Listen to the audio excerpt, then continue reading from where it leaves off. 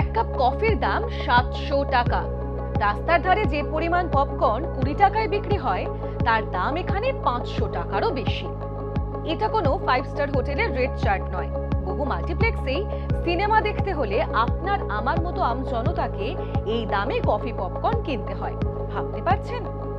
ভারতে সিনেমার average ticket price 258 টাকা। মাল্টিপ্লেক্স অ্যাসোসিয়েশন অফ ইন্ডিয়া বা MAI এর তথ্য অনুযায়ী একটি পরিবারের 4 জনের ফুড অ্যান্ড বেভারেজ নিয়ে দাম ছাড়িয়ে যায় 1,500 টাকা। এবার এই লাগাম ছাড়া দাম নিয়ে উদ্বেগ প্রকাশ করল খোদ ভারতের সুপ্রিম কোর্ট। 3রা নভেম্বর সোমবার বিচারপতি বিক্রম নাথ ও বিচারপতি সঞ্জীব মেহতার বেঞ্চ আশঙ্কা প্রকাশ করে বলে, এভাবে চলতে থাকলে তো মানুষ সিনেমা দেখতে আসাই বন্ধ করে দেবে।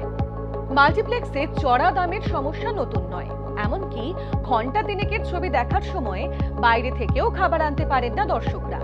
2023 সালে সুপ্রিম কোর্ট রায় দেয়, বাইরে থেকে খাবার ও পানীয় নিয়ে দর্শকরা প্রবেশ করতে না পারলেও বিনামূল্যে জলের ব্যবস্থা রাখতে হবে মাল্টিপ্লেক্সগুলিতে। যদিও সেই ক্ষেত্র দেখা যায় অনিয়ম। জলের বোতলের জন্য 100 টাকা অবধিও চার্জ করা হয় বহু মাল্টিপ্লেক্সে।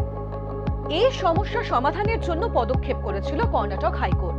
হাইকোর্টের রায় বলা হয়েছিল 200 টাকার বেশি রাখা যাবে না টিকিটের দাম। এমনকি যারা 200 টাকার বেশি দাম দিয়ে টিকিট কেটেছেন তাদের ফেরত দিতে হবে টিকিটের দাম। অর্থাৎ কেউ যদি 500 টাকা দিয়ে টিকিট কাটেন, তাহলে 300 টাকা ফেরত দিতে হবে ওই গ্রাহককে। এই রায়ের ফলে মহা সমস্যায় পড়ে কর্ণাটকের মাল্টিপ্লেক্সগুলি। তাদের যুক্তি ছিল, টিকিট কাটার সময় পরিচয়পত্র যাচাই করা হয় না, তাই টাকা ফেরত দিতে হলে সঠিক মানুষের কাছেই টাকা ফেরত যাচ্ছে কিনা সেই বিষয়ে 100% নিশ্চিত হওয়া সম্ভব নয়। এছাড়াও সবাই কাউন্টারে এসে টিকিট কাটেন না, থার্ড পার্টি অ্যাপের মাধ্যমেও টিকিট কাটা হয়। সেক্ষেত্রে টাকা ফেরতে সমস্যা তৈরি হতে পারে। এই সব সমস্যার কথা তুলে হাইকোর্টের রায়কে চ্যালেঞ্জ জানিয়ে সুপ্রিম কোর্টে হাজির হয় মাল্টিপ্লেক্স অ্যাসোসিয়েশন অফ ইন্ডিয়া। সব খতিয়ে দেখে 3রা নভেম্বর কর্ণাটক হাইকোর্টের রায় স্থগিতাদেশ দিয়েছে দেশের সর্বোচ্চ আদালত।